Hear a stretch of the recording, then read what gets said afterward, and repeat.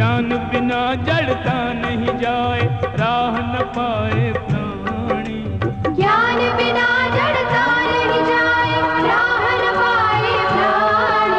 ज्ञान कथाएं घट में रख ले, हो जा अंतर्ज्ञानी।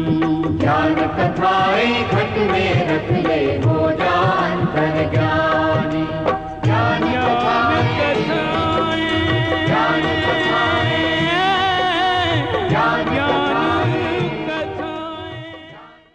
धर्म, कर्म और नियम में आस्था रखने वाले सेठ पद्मसेन और सेठानी सोमवती की पुत्री कमलश्री अपने घर आहार ग्रहण करने हेतु पधारे श्री मुनि महाराज जी से रात्रि भोजन त्याग का नियम ले लेती है। खेलते कूदते नियम का पालन करते हुए बालिका कमलश्री विवाह योग्य हो जाती है। उसका विवाह सेठ वृषभसेन और सेठानी महादेवी के पुत्र हेमचंद्र से हो जाता है। ससुराल पहुंचने पर रात्रि भोजन के त्याग के नियम के कारण वो कुलदेवी का प्रसाद ग्रहण नहीं करती। घर में आई अतिथि मामी सास इस बात की जानकारी सास महादेवी को देती है और इसे कुलदेवी का अपमान बताती है। अब देखिए आगे।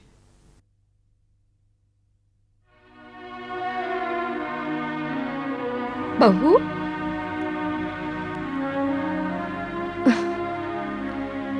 अखंड सौभाग्यवती भव। तुम्हारी मम्मिया सास बता रही थी कि तुमने प्रसाद ग्रहण नहीं किया।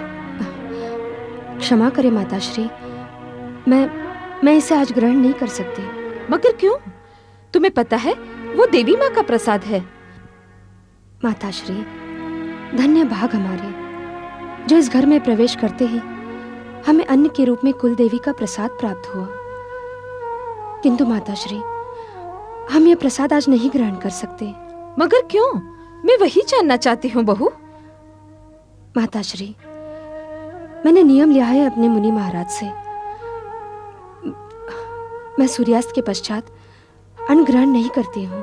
ये तो प्रसाद है और प्रसाद न ग्रहण करना देवी माँ का बहुत बड़ा अपमान होगा, और अगर वे क्रोधित हो गई तो बहुत बड़ा अनर्थ हो जाएगा। माताश्री, मैं कुल देवी से क्षमा मांग लूंगी। आप निश्चिंत रहे।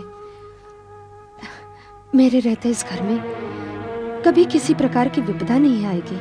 बेटी, तुमने तो प्रसाद न ग्रहण करके पूर्ण विराम लगा दिया, मगर अभी और भी कार्य संपन्न करने हैं। बहुत सारी विधियां करनी बाकी है, उनका क्या होगा? और मेरा पुत्र भी तुम्हारे दर्शन के लिए व्याकुल है, और तुमने प्रथम रात्रि में ही ये कैसा संकल्प ले लिया?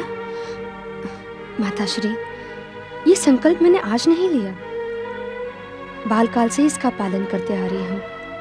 ये मेरा नियम है जिसे मैंने आजीवन निभाने का व्रत लिया है।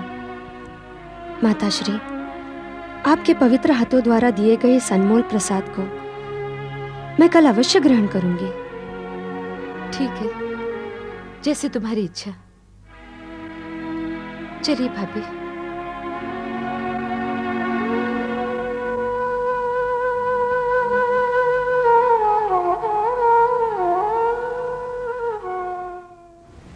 सासू, तू क्यों उले फूले, क्यों मटकावे कूल्हा?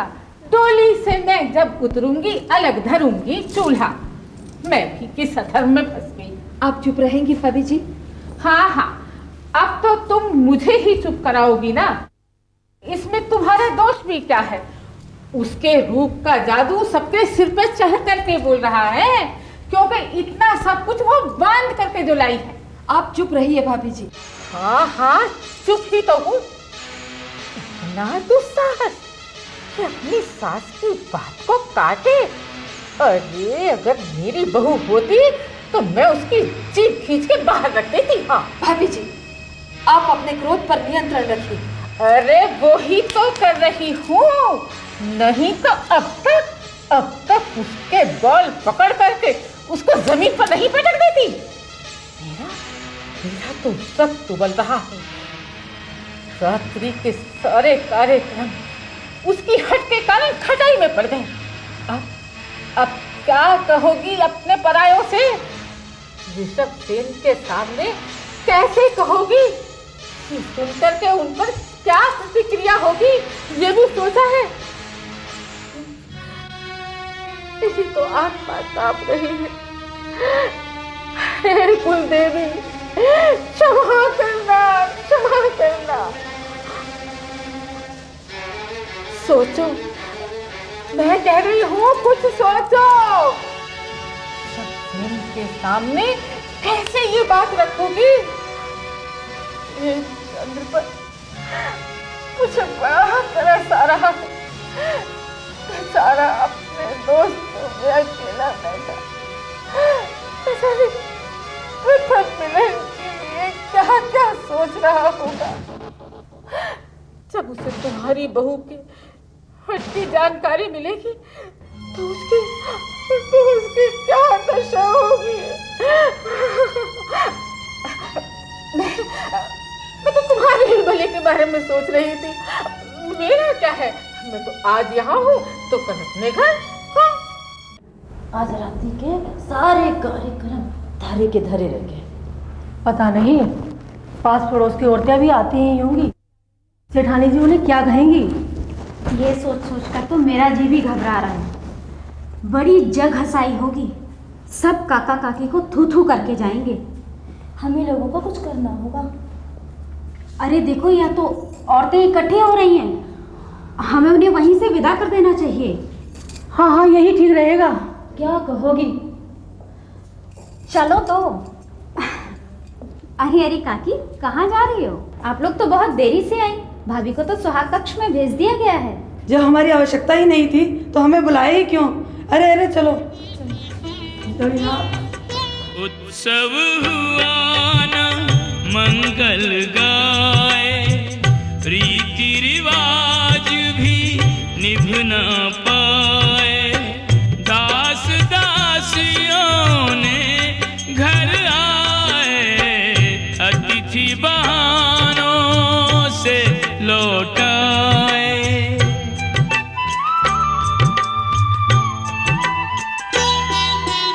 आज तो रह गई लज्जा, आज तो बच गई निंदा, कल को बड़े न होना सबके बीच शर्मिंदा।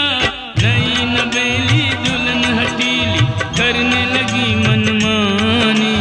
नई नवेली दुल्हन हटीली करने लगी मनमानी। चिंता के गहरे सागर में डूब रही सेठानी। चिंता के गहरे सागर में डूब रही।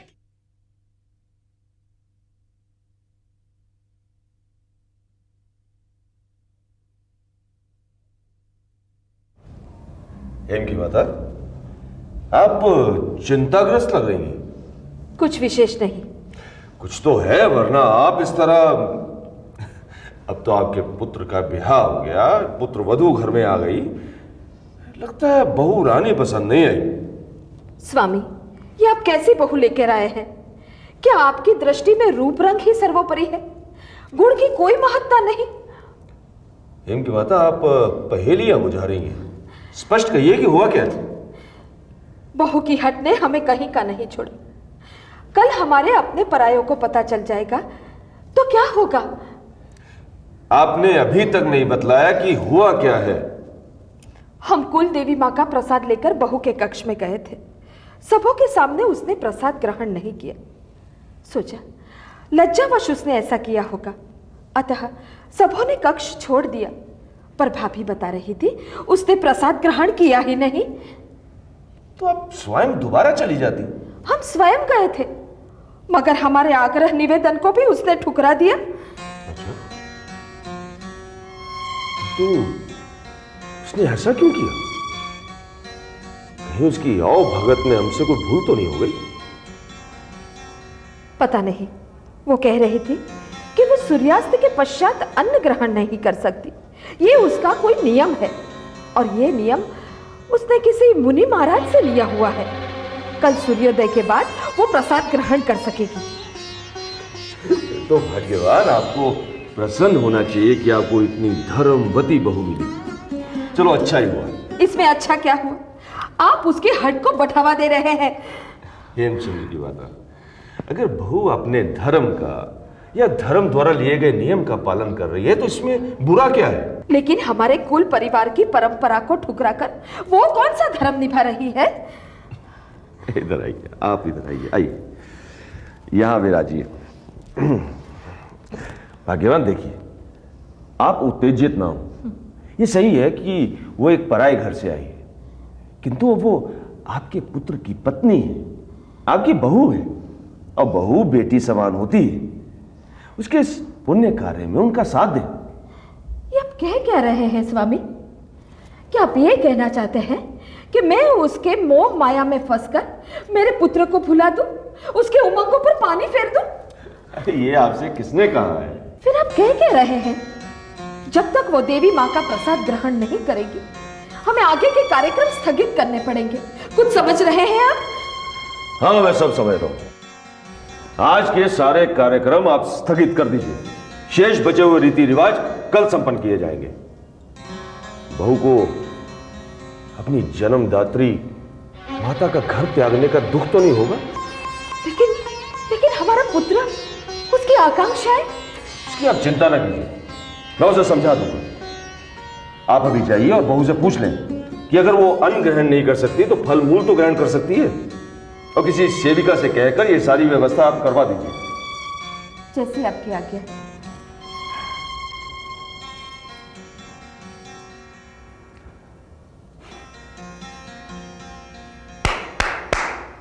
कोई है? जी सेठ जी। जाओ, हेमचंद्र को बुला के लाओ। जी। मित्र हेमचंद, उधर किसे देख रहे हैं? मैं देख रहा हूँ कोई सेवक इधर आए तो आप लोगों के लिए कुछ और मंगवाया जाए। अच्छा अच्छा बंधु, देखा, ये हमारे लिए चिंतित है। चिंतित नहीं, उतावले हैं। अच्छा, लेकिन भाई ये किस बात पर उतावले हैं? हाँ हाँ भाई, किस बात पर? कोई आ रहा है?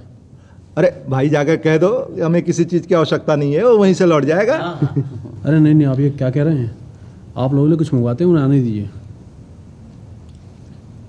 सेठ जी ने आपको याद किया है। ठीक है, आप चलो, मैं आता हूँ।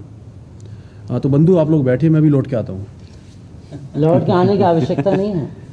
पिताजी ने आपको क्यों बुलाया है ये हमें ज्ञात है। और जाते समय एक बात स्मरण रखिएगा, पहुंचते ही कक्ष में दुल्हन के सारे आभूषण उतार दीजिएगा, नहीं तो प्रेमालाप में ये बड़े ही बाधक होते हैं। जाइए, गए बंधु।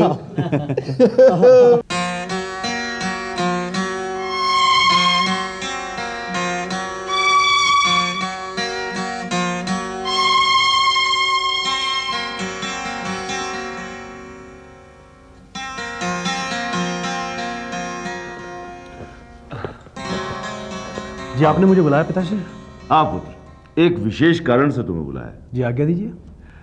पुत्र, कहते हैं कि जब पुत्र का कद पिता के कंधे तक हो जाए तो उसे अपना मित्र समझना चाहिए। ये तो पुत्र का अवभाग्य है, लेकिन उसे अपनी मर्यादा नहीं भूलनी चाहिए।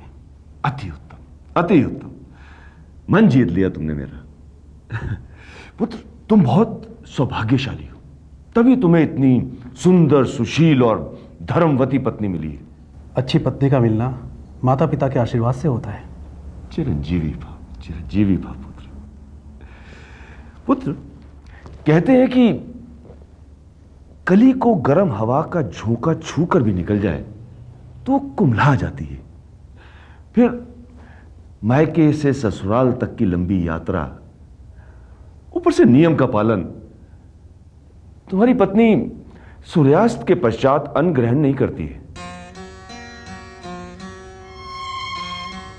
अर्थात कल जब वो मैके से चली तो सूर्यास्त हो चला था, और जब वो यहाँ पहुंची तो सूर्यास्त हो चला था। इसका मतलब है कि पुत्र, तुम्हारी माता ने बहुत प्रयास किए पर तुम्हारी पत्नी ने अन्न ग्रहण नहीं किया। अब वो फिर से गई हैं फल और मूल लेकर उनके पास। तुम भी काफी थके हो लग रहे हो। जी पिताजी, अगर आपकी आज्ञा हो तो मैं विश्राम करना चाहता हूँ। हाँ, क्यों नहीं। तुम समझ रहे हो ना जो हम कहना चाह रहे हैं? जी हाँ पिताजी, अच्छी तरह समझ रहा हूँ आप क्या कहना चाह रहे हैं। हूँ तो आपका पुत्र ही ना। हृदय जीत लिया पुत्र, सदा प्रसन्न रहो। आज्ञा पिताश्री। जीते।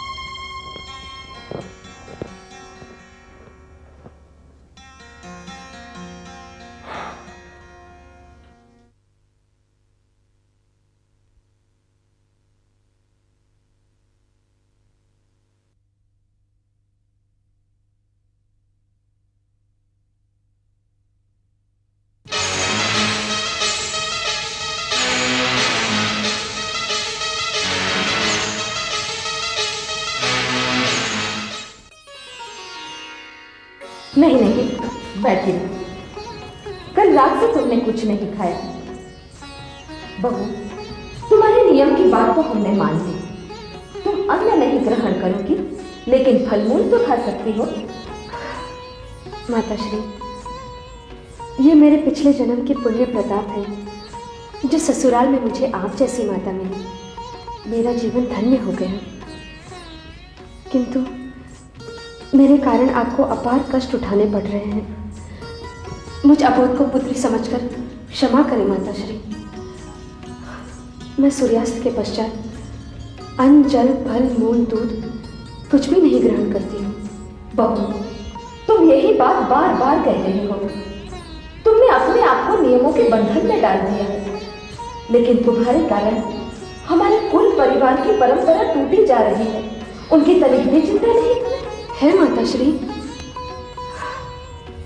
जिस दिन मैंने आपके पुत्र के साथ अग्नि के साथ फेरे लिए, उसी दिन से मैं आपके परिवार की परंपराओं के साथ बंध गई हूँ, जो मेरे साथ चिता के अग्नि में जाकर ही भस्म होंगे। बस अब कुछ मत कहो, इसे ले जाओ। देखो बहू, रात बहुत हो चुकी है, थोड़ा विश्राम करो। किसी चीज की भी आवश्यकता हो तो सेविका को बुला लेना।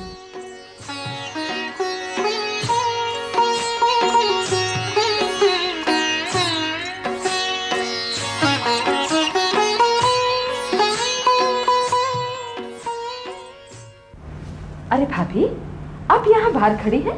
हाँ, घर में दर्जनों दास दासियां हैं, फिर भी ऋषभ सेन ने तुम्हें अपमानित होने के लिए बहू के पास भेज दिया।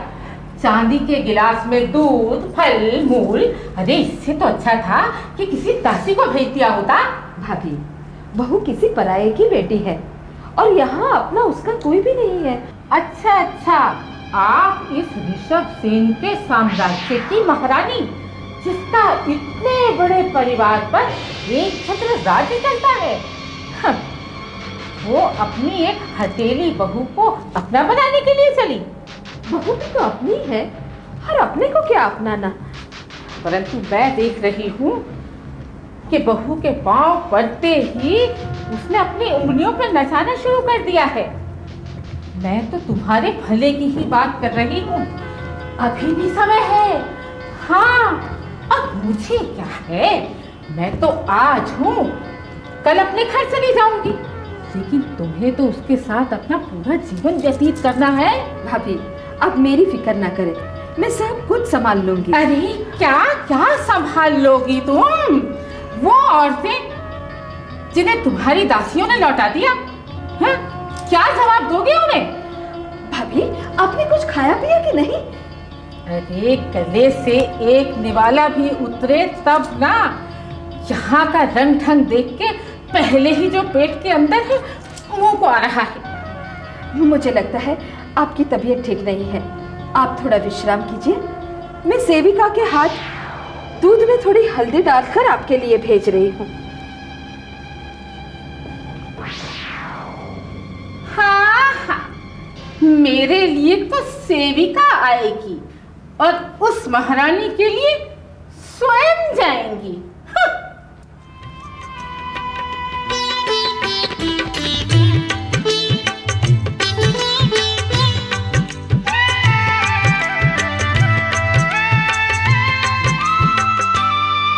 मिलन की आई मधुर रजनी,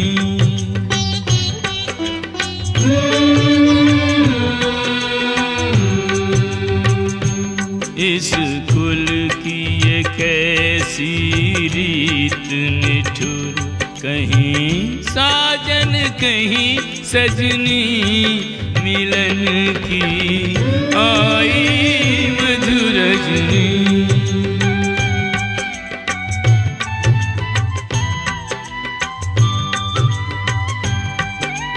पायल पहन कर आना था जहाँ, नियम की बेड़ी डाले आई है वहाँ। हो गई जब तेरी मांग से दूरी, फिर साजन से कैसी दूरी। उन्हें अपना अधिकार चाहिए, प्रथम निशा का उपहार चाहिए। पतिव्रत धर्म निभाए या निज नियम निभाए, दो राहें पे खड़ी है धर्मवती कित जाए। एक तरफ इस कुल की प्रतिष्ठा, एक तरफ जिनवाणी। एक तरफ इस कुल की प्रतिष्ठा, एक तरफ जिनवाणी। बहुत कठिन है नियम की रक्षा, कुल की रीति निभानी।